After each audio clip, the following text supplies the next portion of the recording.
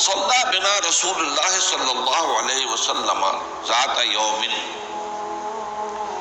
ایک دن حضور نے ہمیں نماز پڑھائی، امامت فرمائی. ثم اقبل علینا بوجہہ، پھر اپنا چہرہ اپنا رخ ہماری طرف کر کے آپ نے گفتگو شروع کی. فوعظنا موعظۃ بلیغۃ،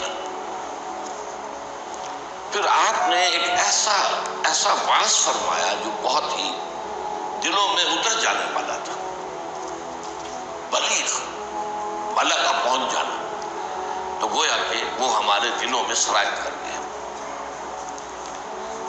ذرفت منہ العیون، اس کی تاثیر اس درجے ہوئی کہ ہماری آنکھوں میں آنسو ابل آئے، بہہ گئی، بہہ پڑی ہماری آنکھیں.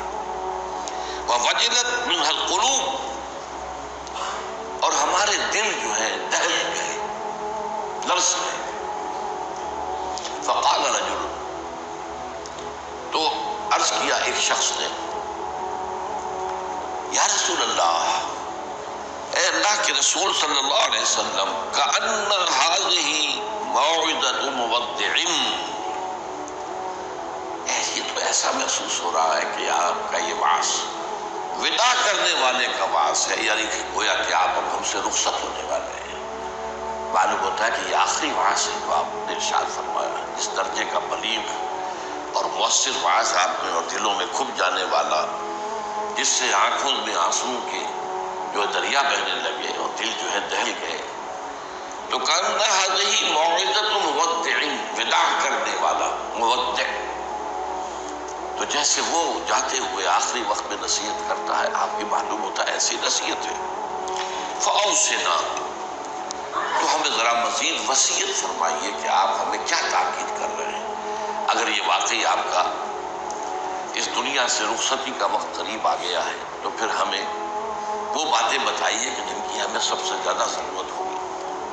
اب یہاں سے حضور کا قول شروع ہو رہا ہے. فقال، حضور نے فرمایا، اوصیکم بتقوی اللہ، سب سے پہلے تو میں وصیت کرتا ہوں تمہیں اللہ کا تقوی اختیار کرنے کی.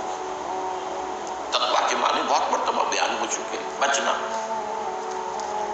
اور یہ تقوی ایک دنیا کا ہے، ایک آخرت کا ہے. دنیا میں معصیت سے بچنا، گناہوں سے بچنا، اللہ کی نافرمانی سے بچنا، شریعت کے حدود سے تجاوز کرنے سے بچنا، یہ بچنا ہے. بچ کر چلنا. جیسے کہ کسی گھنے جنگل میں سے گزرنا پڑے انسان کو، اور وہاں کوئی پگڈنڈی بھی نہیں، کوئی راستہ بنا ہوا نہیں، اونچی اونچی گھاسیں اور درخت ہیں. اور اگر وہ امیزون کا ٹاس ہو یا کانگو کا ٹاس ہو تو درختوں سے لٹکے ہوئے بھی سانپ موجود ہو.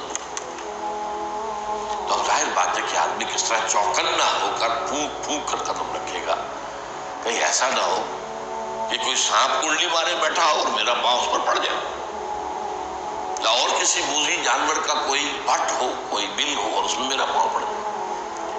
تو یہ بچ کر چلنا کہ لو سانس بھی آہستہ کہ نازک ہے بہت کام، آفاق کی اس کارگاہ شیشہ گری کا، ہر سانس کا لحاظ رکھو. تو سب سے پہلے تو اوصیکم بتقوی اللہ. نمبر 2، والسمع والطاعۃ، ایک نظم جماعت جو ہے، تمہاری اجتماعیت، صاحب باتیں میرے بات خلافت ہوگی. ابھی تو تم میری بات مان رہے ہو، میں اللہ کا رسول بھی ہوں، لیکن اب میرے بعد رسول تو نہیں ہوگا، نبی تو نہیں ہوگا، خلیفہ ہوگا. لیکن اس کے لیے بھی سمع و طاعت، اس کا حکم سننا اور ماننا، تاکہ رخنے نہ پڑے، جماعتی زندگی افتراق نہ ہو. اس لیے ایک ظاہر بات ہے کہ United you stand, divided you fall. جب ڈویژن ہو جائے، اختلاف ہو جائے، تو پھر ظاہر بات ہے زوال آ جائے. اور یہ ہوا ہے. حضرت عثمان رضی اللہ تعالیٰ عنہ کی شہادت کے بعد سے وہ ڈویژن ہو گئی، شیعہ عثمان، شیعہ علی، اور پھر آپ کو معلوم ہے خانہ جنگی ہوئی. حضرت علی رضی اللہ تعالیٰ عنہ کا جو پورا عہد خلافت جو ہے وہ خانہ جنگی کی نظر ہو گیا. 1 لاکھ کے قریب مسلمان جو ہے ایک دوسرے کی تلواروں اور تیروں اور نیزوں سے ختم ہو گئے. تو ظاہر بات ہے کہ پھر زوال تو شروع ہو ہی جانا تھا. فرمایا سمع و طاعت وان کان عبدا حبشیا، خواہ تمہارا خلیفہ تمہارا امام چاہے ایک حبشی غلام ہو، یہ نہ سمجھنا کہ تم برتر ہو، اعلیٰ ہو، وہ ادنا ہے، وہ گھٹیا ہے، نہیں، حبشی غلام بھی ہو تو فَإِنَّهُ مَن يَعْشُ مِنكُم بَعْدِي فَسَيَرَىٰ اخْتِلَافًا كَثِيرًا، اس لیے کہ تم میں سے جو بھی میرے بعد زندہ رہے گا وہ بہت کثرت کے ساتھ اختلاف دیکھے گا کہ مسلمانوں میں اختلاف ہو جائے۔ اختلاف تو حضرت ابوبکر کے زمانے بھی ہوا، بس بات ہو گئی، اختلاف رائے ہو گیا، پھر فیصلہ ہو گیا، پھر سب عمل کر رہے ہیں۔ ایسا تو کبھی ہو ہی نہیں سکتا انسانی معاملات میں کہ اختلاف نہ ہو، لیکن اختلاف میں شدت ہو جائے، میری بات لازماً مانی جائے، یہ وہ چیز ہے ایجاب کل ذی رائے برائے ہی، کہ ہر شخص جو صاحب رائے ہے وہ اپنی رائے پہ اڑ جائے اور اسی کو اچھا سمجھے، تو پھر جماعت کیسے چلے گی؟ جماعت میں ظاہر بات ہے کہ کثر و انکسار کرنا پڑتا ہے، اپنی رائے کو پیچھے ڈالنا پڑتا ہے، امیر کی رائے کو ماننا پڑتا ہے۔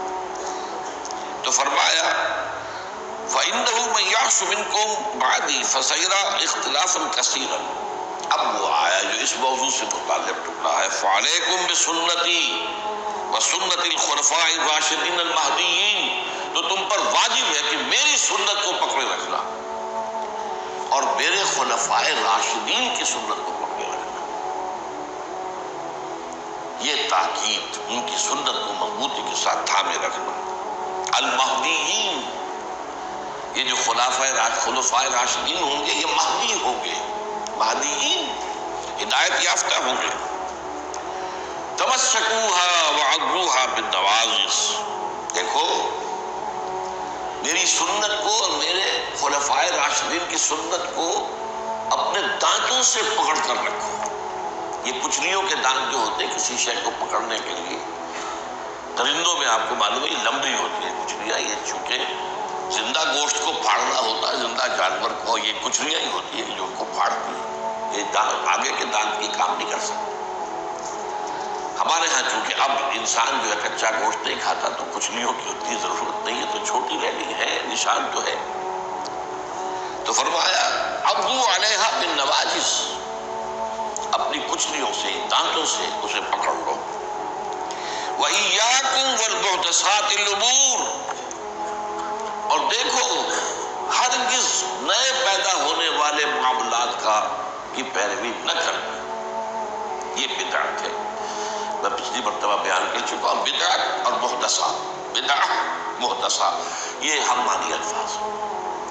وَإِيَّاكُمْ وَالْمُحْدَثَاتِ الْأُمُورِ فَإِنَّ كُلَّ مُحْدَثَةٍ بِدْعَةٌ وَكُلَّ بِدْعَةٍ ضَلَالَةٌ، اس لیے کہ ہر نئی پیدا شدہ چیز بدعت ہے اور ہر بدعت گمراہی ہے۔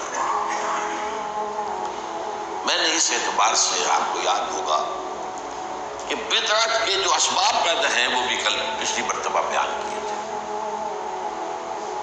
بدعت کا ایک سبب یہ ہوتا ہے کہ جب دین کا ہمہ گیر تصور سامنے نہیں رہتا، دین کے ہمہ گیر تصور میں عبادات بھی ہیں، معاملات بھی ہیں، اور معاملات کی اہمیت زیادہ ہے، معاملات کی کوتاہی کو اللہ معاف نہیں کرے گا، عبادات کی کوتاہی کو اللہ معاف کر دے گا، وہ تو اللہ کے لیے ہے نا، تو اللہ تعالیٰ تو بہت معاف فرمانے والا ہے۔ لیکن انسانوں کا حق اللہ کیسے معاف کرے گا؟ آپ نے کسی کا حق مارا ہے تو اس کا حساب کتاب تو ہو کر رہے گا، یا تو آپ کے کچھ برے اعمال، اس کے کچھ برے اعمال، گناہ آپ کے حساب میں آئیں گے، اور یا آپ کی کچھ نیکیاں ہوں گی تو وہ دے دی جائے گی اس کو جس کا کہ حق آپ نے مارا۔ وہ گیو اینڈ ٹیک وہاں ہوگا، کریڈٹ ڈسکریڈٹ جو ہے وہ ہوگا، کریڈٹ اور ڈیبٹ وہ ہو کر رہے گا۔ اب تیسری چیز اور ہے، عبادات، معاملات، اور سب سے اوپر اللہ کے دین کو غالب کرنے کی جد و جہد۔ یہ ہم نے حضرت معاذ کی حدیث میں پڑھا ہے، وَضَرَّةِ السَّلَامُ مِنْ الْجِهَادُ فِي سَبِيلِ اللَّهِ۔ اسلام ایک درخت کے مانند ہم نے دیکھا، وہاں حضور نے مثال دی، اس کی جڑ ہے وہ تو ہے شہادت وَلَا إِلَهَ إِلَّا اللَّهُ وَأَنَّ مُحَمَّدًا رَسُولُ اللَّهِ، ایک تنا الصلاۃ وایتاء الزکوٰۃ ضرورت السلام من، اور آپ کو معلوم ہے کہ اصل جو درخت سے مطلوب ہوتا ہے وہ تو اوپر ہوتا ہے. ٹھیک ہے، بعض درختوں کی لکڑیاں بھی کام میں آ جاتی ہیں، جلا کے بھی لیتے ہیں یا وہ اس سے فرنیچر بن جاتا ہے، لیکن اصل جو ہے پودا لگایا ہے تو پھول کے لیے، پودا لگا درخت لگایا تو آم کے لیے. وہ کہاں ہوتا ہے؟ وہ تو جڑ میں تو نہیں لگتا، وہ تنے پر نہیں لگتے، وہ تو اوپر. تو وہ جو چوٹی ہے وہ جہاد فی سبیل اللہ ہے. اب کچھ لوگوں کی زندگی سے یہ جہاد خارج، انہیں